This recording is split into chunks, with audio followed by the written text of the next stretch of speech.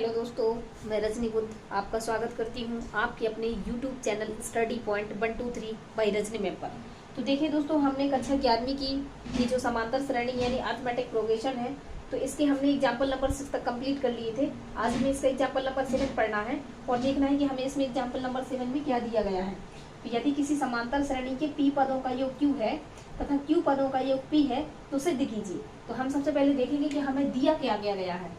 तो देखिए यहाँ पे P पदों का योग यानी ये जो SP है ये Q दिया गया है और जो Q पदों का योग है वो P दिया गया है। और हमें सिद्ध क्या करना है, देखिए हमसे सिद्ध करने के लिए क्या पूछा गया है, सिद्ध करना है। देखिए हमें सिद्ध क्या करना है, सिद्ध करना है हमें कि SP plus Q is equal to minus P plus Q। ये हमें इतना सिद्ध करना है कि इतना होना चाहिए। तो देखिए अब हम इसको आगे क्या करते हैं, अब हम यहाँ से करते हैं इसमें हल। तो हम यहाँ पे देखेंगे कि इसका जो प्रथम पद है क्या है, प्रथम पद हमने A मान लिया है और इसका जो सर्वांतर है क्या है, सर्वांतर, उसको हमने क्या मान लिया है, D मान लिया है। तो अब हम यहाँ पे देखेंगे कि जो n पदों का फॉर्मूला होता है वो होता है n बराई 2a plus n minus 1d। अब आप देखेंगे यहाँ पे कि हमें n के स्थान पे क्या रखना है, P रखना है। क्या रखना है, P रखना है। तो ये हो जाएगा SP बराबर P by 2a plus P minus 1d। ये हमने इसमें वैल्यू रख दी। अब हम देखेंगे कि हमें यहाँ पे SP की वैल्यू दी गई है, SP की वैल्यू दी गई है हमको Q। क्या वैल्यू दी गई है, Q। तो ये क्या हो जाएगा, P by 2a plus P minus 1d। अब हम देखेंगे कि हम इस P बाई 2 का अंदर मल्टीप्लाई कर दें। क्या कर दें, अंदर P बाई 2 का मल्टीप्लाई कर दें। तो ये हो जाएगा Q बराबर, यहाँ से जब हम P का अंदर गुणा करेंगे तो आप देखेंगे ये 2 से 2 कट जाएगा और यहाँ पे क्या बचेगा, PA बचेगा। क्या बचेगा, PA बचेगा जब इसके साथ गुणा करेंगे प्लस, और जब हम इसके साथ गुणा करेंगे तो P का अंदर गुणा हो जाएगा, यहाँ से बचेगा D और यहाँ से बचेगा 2 और P का अंदर गुणा होगा तो ये हो जाएगा P स्क्वायर माइनस P। इसको हमने मान लिया है समीकरण नंबर 1। इसी प्रकार से हम यहाँ पे देखेंगे कि हमने जहाँ n दिख रहा था हमें उस जगह हमने P का यूज किया है, क्योंकि हमें Pवा पद दिया गया था, P पदों का योग दिया गया था। अब हमें जहाँ n दिखाई दे रहा है वहाँ पे हमें क्या लिखना है, Q लिखना है। क्या लिखना है, Q लिखना है, क्योंकि अब हमें Q पदों का योग दिया गया है। तो आप यहाँ से ध्यान से देखें तो इस समीकरण में जहाँ n दिया गया है वहाँ हम क्या लिखेंगे, Q लिखेंगे। क्या लिखेंगे, Q लिखेंगे। तो देखिए हो जाएगा SQ बराबर Q बाई 2, क्या हो जाएगा, Q बाई 2 और ये क्या हो जाएगा 2a प्लस Q माइनस 1 और ये क्या हो जाएगा D। अब आप देखेंगे कि इस Q बाई 2 का हमें क्या करना है, अंदर मल्टीप्लाई करना है और SQ की वैल्यू जो है वो हमें P दी गई है। कितनी दी गई है, P। कितनी दी गई है, P। तो P बराबर हो जाएगा Q बाई 2 और ये हो जाएगा 2a प्लस, तो यहाँ पे देखिए हमें इसमें अंदर इसका मल्टीप्लाई करना है तो हम इसका एक साथ इसका मल्टीप्लाई भी कर ही लेते हैं। तो यहाँ पे ये 2 से 2 कट जाएगा तो ये क्या हो जाएगा, QP QA। क्या यहाँ से Q बचेगा, यहाँ से A बचेगा। यहाँ जब अंदर गुणा करेंगे तो ये हो जाएगा D बाई 2 और ये हो जाएगा Q स्क्वायर माइनस Q और ये हो जाएगा हमारा समीकरण नंबर 2। आशा करूँगी इधर तक आपको अच्छे से समझ में आ गया होगा। अब यहाँ से हम जो लिखेंगे आप उसको थोड़ा सा समझने का प्रयास करिए। अब हम क्या करते हैं, यहाँ जब हम देखेंगे तो हम यहाँ लिखेंगे समीकरण 1 माइनस 2 करने पर। क्या लिखेंगे, समीकरण 1 माइनस 2 करने पर। अब देखिए हमें इसमें क्या करना है, तो हमने यहाँ से समीकरण नंबर 1 उतारा और ये हमारा क्या लिखा है, Q। क्या लिखा है, Q लिखा है Q और इसमें हमें इस वाले समीकरण को घटाएंगे तो ये क्या हो जाएगा, Q माइनस P बराबर। अब यहाँ से हम देखेंगे तो ये क्या लिखा है हमारा PA और नीचे का घटाएंगे तो क्या हो जाएगा माइनस QA। तो एक तो हमारा ये बन गया प्लस हम देखेंगे कि D बाई 2 हमने दोनों से कॉमन ले लिया है। जब हमने यहाँ से D बाई 2 यहाँ भी है, D बाई 2 यहाँ भी है, दोनों जगह कॉमन ले लिया तो यहाँ पे क्या बचा है, यहाँ पे बचा है P square minus Q square और यहाँ पे देखिए माइनस करना है तो ये हो जाएगा माइनस Q स्क्वायर और प्लस का क्या बन जाएगा Q। ये प्लस का क्या बन जाएगा, Q। तो यहाँ पे हम यहाँ तक पहुँच गए। अब आप देखेंगे कि ये लिखा है Q माइनस P बराबर, यहाँ से देखेंगे कि अगर हम दोनों में से A को कॉमन ले लें, क्या ले लें, A को कॉमन ले लें तो हमारे पास क्या बचेगा। अगर हमने यहाँ से A कॉमन ले लिया तो तो ये हमारे पास बचेगा p माइनस क्यू, क्या बचेगा p माइनस क्यू, प्लस यहाँ पे क्या बच रहा है d/2, और यहाँ पे आप देखेंगे कि ये p स्क्वायर लिखा है और यहाँ पे क्या लिखा है क्यू स्क्वायर। तो यहाँ पे हमने क्या लिया है p स्क्वायर, ये जो हमने यहाँ पे लिखा d/2 को कॉमन ले लिया, तो ये हो गया p स्क्वायर, यहाँ पे आएगा माइनस का p, क्या आएगा p माइनस का p आएगा, और यहाँ पे हो जाएगा क्यू स्क्वायर और माइनस क्यू। तो हम यहाँ पे देखेंगे कि हमने ये लिख लिया p स्क्वायर और यहाँ से हमने लिख लिया माइनस का क्यू स्क्वायर। अब और यहाँ पे देखेंगे आप कि हमने यहाँ प्लस का लिख लिया q और ये माइनस का हमने लिख लिया p। आशा करूंगी इधर तक आप अच्छे से समझ गए होंगे। अब आगे देखिए, हमने यहाँ पे लिखा q माइनस p बराबर, यहाँ पे हो जाएगा a p माइनस क्यू, ये हो जाएगा d/2, और यहाँ पे देखेंगे हम a प्लस b का फॉर्मूला लगा देंगे, तो यहाँ से हो जाएगा ये कि p प्लस क्यू और p माइनस क्यू, क्या हो जाएगा p माइनस क्यू, और यहाँ पे हमारा ये जो प्लस करके लिखा हुआ है ये लिखा है q माइनस p।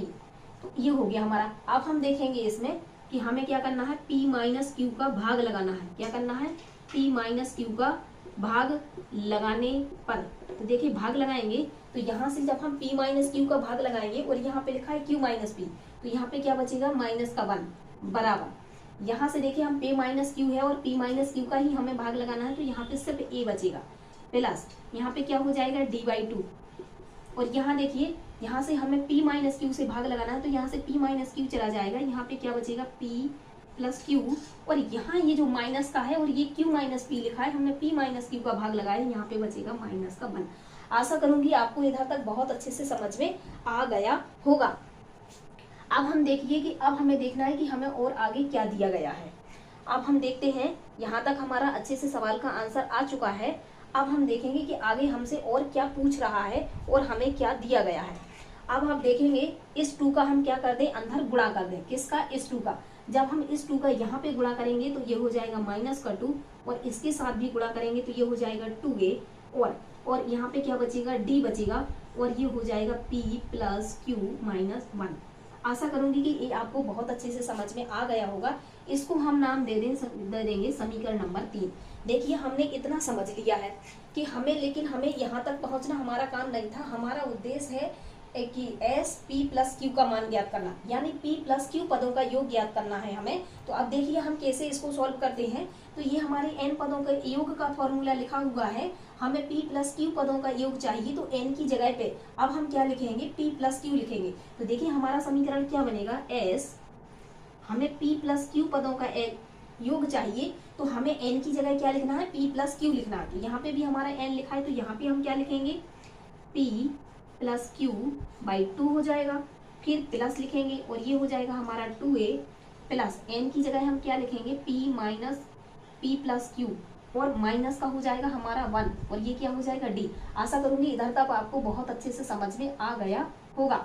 अब आप देखेंगे तो यहाँ पे ये जो s p प्लस क्यू है, इसकी हमें वैल्यू बतानी है कि इसकी वैल्यू क्या होगी, इसलिए हम इसको थोड़ी देर के लिए साइड में रखते हैं, और यहाँ पे हम लिखेंगे p प्लस क्यू बाई 2, और यहाँ पे आप देखेंगे कि ये बिल्कुल वही लिखा हुआ है, क्या लिखा है 2a प्लस, और ये d हम इधर लिख दें या इस साइड लिख दें उससे कोई फर्क नहीं पड़ता है, p minus Q minus d।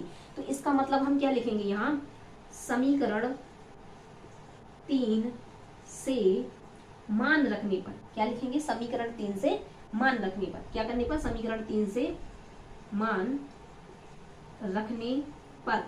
तो देखिए हम यहाँ समीकरण 3 से मान रखेंगे, तो ये हमारा s p, देखिए हमने यहाँ पे इस चीज का मान रख लिया है, लेकिन ये संख्या हमें किसमें दी गई थी, गुणा में, और गुणा में हमें क्या लिखना है, माइनस का 1, क्या लिखना है, गुणा में माइनस का, ये हमें इसका मान लिखेंगे, तो यहाँ पे क्या हो जाएगा, गुणा में माइनस का 2।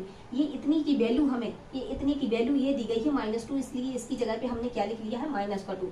तो आप देखेंगे ये हो जाएगा s p प्लस क्यू बराबर, अब यहाँ 2 से 2 कैंसिल हो जाएगा, और ये माइनस का चिन्ह बाहर बचा हुआ है, तो क्या बच जाएगा, p प्लस क्यू, क्या बच जाएगा, p प्लस क्यू। और यही देखिए आप हमें ध्यान से देखेंगे तो यही हमें सिद्ध करना था। तो देखिए हमारे सवाल का आंसर सिद्ध हो गया है। आशा करूंगी कि हम आपको क्वेश्चन नंबर 7 बहुत अच्छे से समझ में आ गया होगा। अब हम पढ़ेंगे इसके अगले एग्जाम्पल को। अब हम क्या पढ़ेंगे, इसके अगले एग्जाम्पल को पढ़ेंगे। ये हमने क्वेश्चन नंबर 7 यानी एग्जाम्पल नंबर 7 को बहुत अच्छे से कंप्लीट कर लिया है, क्योंकि हमें यही याद करना था, इसी को सिद्ध करना था, तो हमने इसी को सिद्ध कर दिया है। अब हम देखेंगे इसके एग्जाम्पल नंबर 8 को कि हमसे एग्जाम्पल नंबर 8 में क्या पूछा गया है। तो समझते हैं कि हमें एग्जाम्पल नंबर 8 में देखिए क्या दिया गया है। तो एग्जाम्पल नंबर 8 में दिया है कि किसी समांतर श्रेणी की n पदों का 2n तथा 3n पदों का योग जो है S1 S2 S3 दिया गया है और तो हमें इसमें सिद्ध करना है। तो हम सबसे पहले लिख लेते हैं कि हमें देखिए इसमें हमें एग्जाम्पल नंबर कौन सा पढ़ रहे हैं, एग्जाम्पल नंबर हम 8 पढ़ रहे हैं। क्या पढ़ रहे हैं? एग्जाम्पल नंबर 8 पढ़ रहे हैं और इसमें हमें लिखा है कि n पदों का योग, यानी जो Sn बराबर दिया गया है वो हमें क्या दिया गया है, Sn पदों का योग जो है वो S1 दिया गया है और Sn2n पदों का योग जो है वो हमें S2 दिया गया है और Sn3n पदों का योग जो है वो हमें S3 दिया गया है। और हमें सिद्ध क्या करना है, देखिए हमसे कुछ सिद्ध करने के लिए भी पूछा है, तो हमें इसमें सिद्ध करना है। सिद्ध करने के लिए हमें दिया गया है कि S3 और क्या दिया गया है 3S2 माइनस S1, ये हमें सिद्ध करने के लिए बोला गया है। ये हमें क्या करने के लिए बोला गया है, ये हमें सिद्ध करने के लिए बोला गया है। तो देखिए सबसे पहले ये n पदों का फॉर्मूला है, तो हम n पदों के फॉर्मूले का सूत्र लगाते हैं और देखते हैं कि हमें क्या होता है। तो देखिए जो हमारे n पदों का फॉर्मूला होता है वो होता है n/2 2a plus n minus 1d, ये हमारे n पदों का फॉर्मूला हो गया। अब लेकिन हमें तो यहाँ Sn का मान दिया गया है, तो ये हो जाएगा S1 बराबर n/2 और ये क्या हो जाएगा 2a plus n minus 1d, ये हमने इसका नाम दे दिया समीकरण नंबर 1।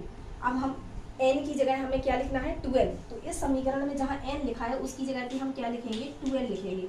क्या लिखेंगे 2n लिखेंगे। तो देखिए यहाँ पे क्या बन जाएगा 2n बराबर 2n/2 2a plus 2n minus 1d, तो ये हमारा बन जाएगा। अब यहाँ पे देखेंगे कि Sn2 का मान हमें क्या दिया गया है, S2 दिया गया है, तो यहाँ पे देखिए 2 से 2 कैंसिल हो जाएगा, तो यहाँ पे क्या बचेगा। अभी या फिर इसको लिखा रहने दें, या फिर इसको चाहें तो हम क्या कर सकते हैं कैंसिल भी कर सकते हैं। तो देखिए हमने इसको चलो थोड़ी देर के लिए हम मानते हैं कि हम इसको लिखा रहने देंगे, तो 2n/2 हो जाएगा और यहाँ पे क्या हो जाएगा 2a plus 2n minus 1d, ये हमारा समीकरण नंबर 2 हो जाएगा।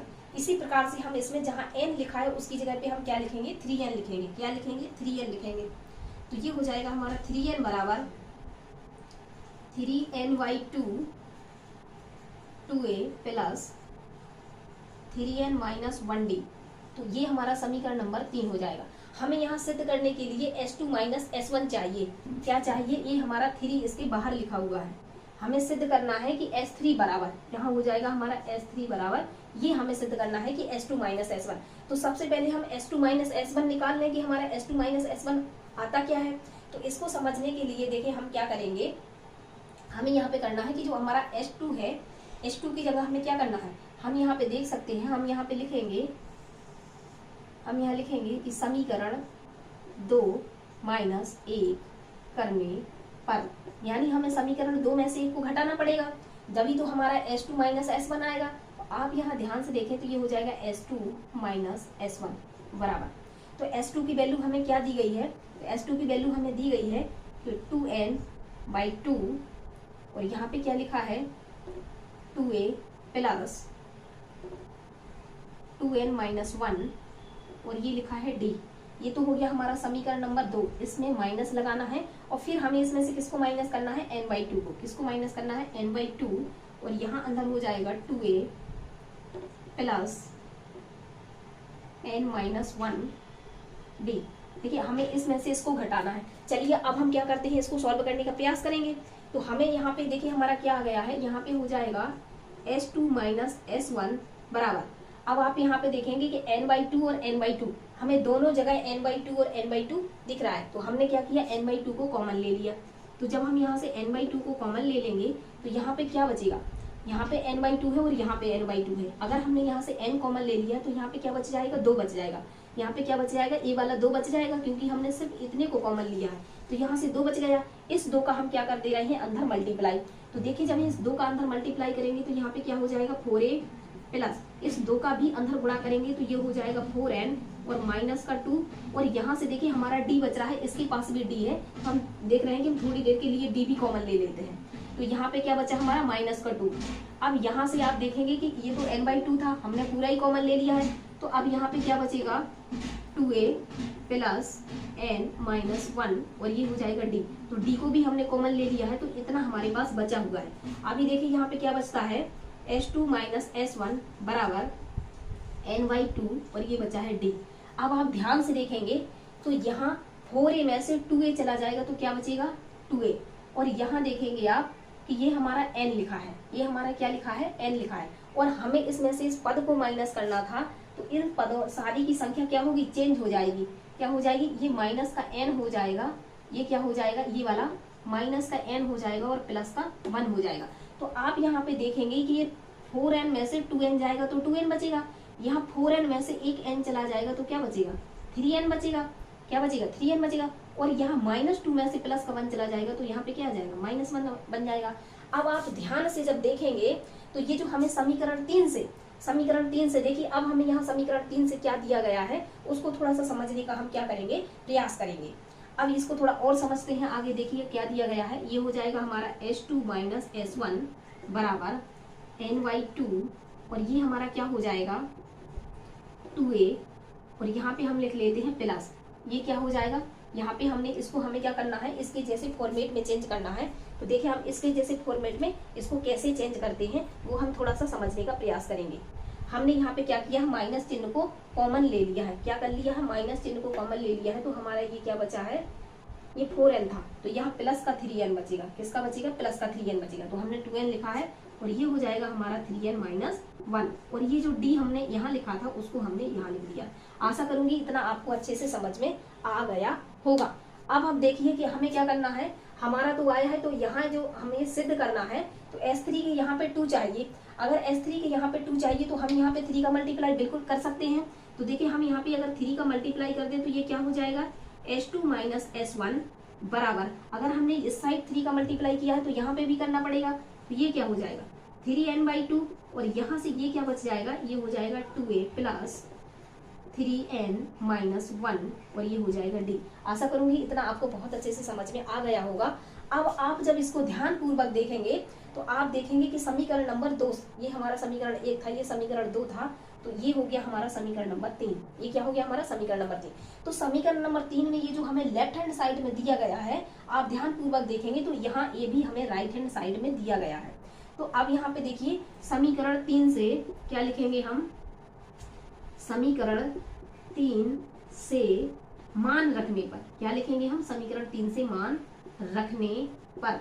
तो आप यहाँ पे देखेंगे कि ये लिखा है 3n/2 2a plus 3n - 1d, और ये यहाँ पे भी लिखा है, तो यहाँ से इसकी जगह पे हम क्या लिख सकते हैं, S3 नहीं लिख सकते हैं, बिल्कुल लिख सकते हैं। देखिए 3s2 - s1, और इसकी जगह पे ये पूरा जो ये वाला इतना पार्ट दिया गया है, और ये जो इतना पार्ट दिया गया है, इसकी जगह पे हम क्या लिख सकते हैं, S3 लिख सकते हैं। तो आप देख सकते हैं कि यही हमें सिद्ध करना था, तो हम क्या लिख देंगे कि सिद्ध हुआ, क्या लिख देंगे, सिद्ध हुआ, यानी इति सिद्धम।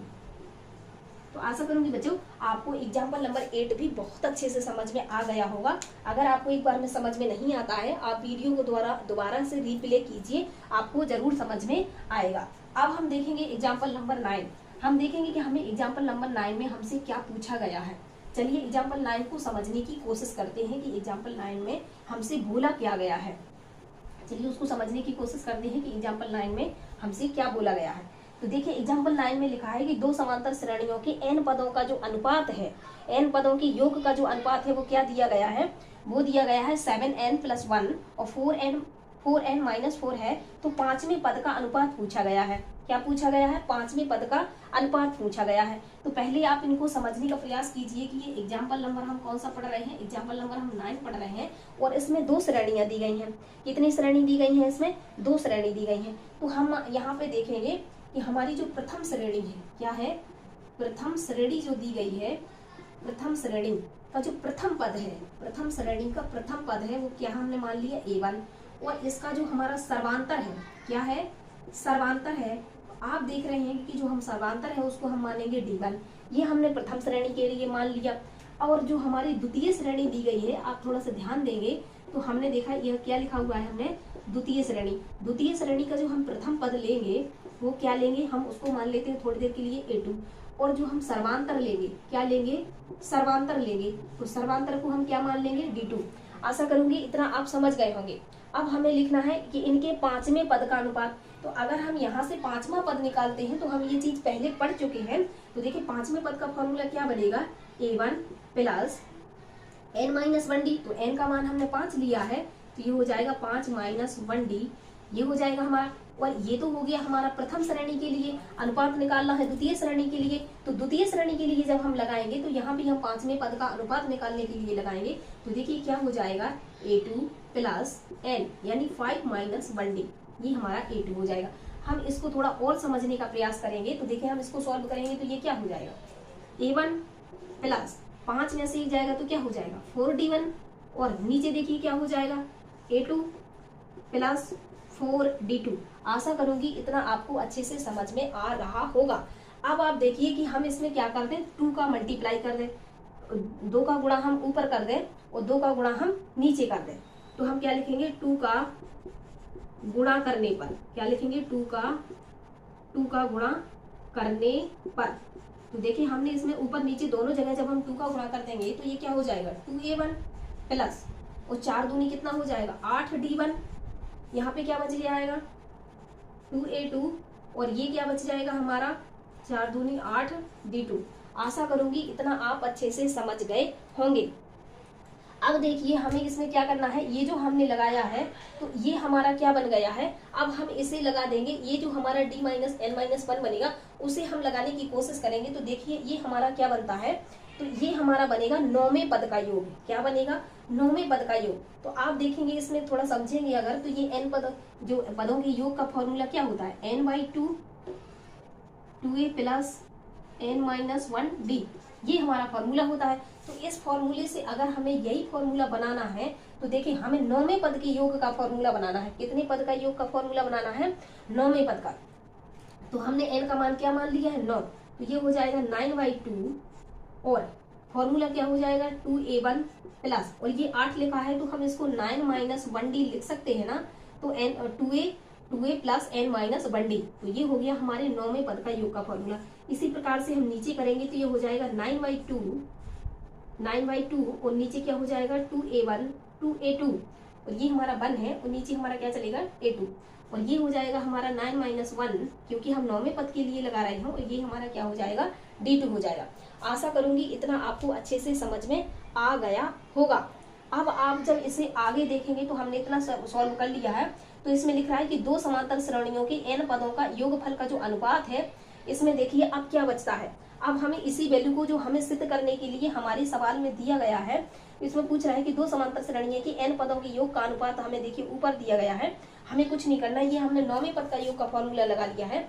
अब हमें जो इसमें कह रहा है कि क्या जो हमें क्वेश्चन में दिया गया है इसकी वैल्यू उठा करके हमें वहां पे रख देनी है। कैसे रख देनी है देखिए, तो हम क्या लिखेंगे कि 2 समांतर श्रेणी के n पदों का योग का अनुपात, हम क्या लिखेंगे 2 समांतर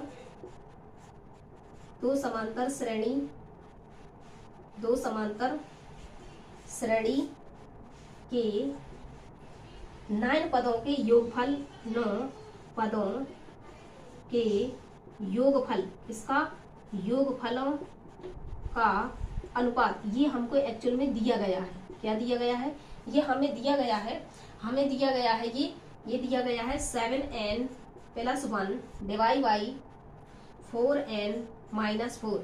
आप देखेंगे हमें यहाँ n का मान कितना दिया गया है 9, क्योंकि हमने ये फॉर्मूला किसमें कन्वर्ट कर लिया है 9 पदों के योग में।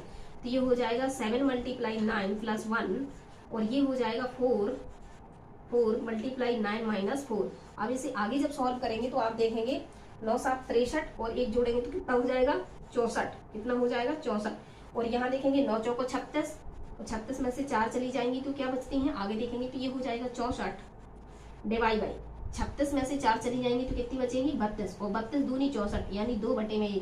तो इनका जो अनुपात हमसे क्या पूछ रहा है कि इनका अनुपात बताइए, क्या पूछ रहा है हमसे, अनुपात पूछ रहा है। तो देखिए जो इसका अनुपात निकल के आएगा वो कितना हो जाएगा 2:1। आशा करूंगी बच्चों इसके हमने 3 एग्जाम्पल पढ़े हैं और आपको तीनों ही एग्जाम्पल बहुत अच्छे से समझ में आ गए होंगे। तो आशा करूंगी कि हमने इन सारे एग्जाम्पलों को कंप्लीट कर लिया है। अब हम पढ़ेंगे 21.3। जय भीम जय भारत। प्लस क्यू चल ही रहा है, यहाँ पे जैसे ही हमने मान रखेंगे तो इतने सब का मान देख सकते हैं आप, हमें क्या दिया गया है -2 दिया गया है। इन सब का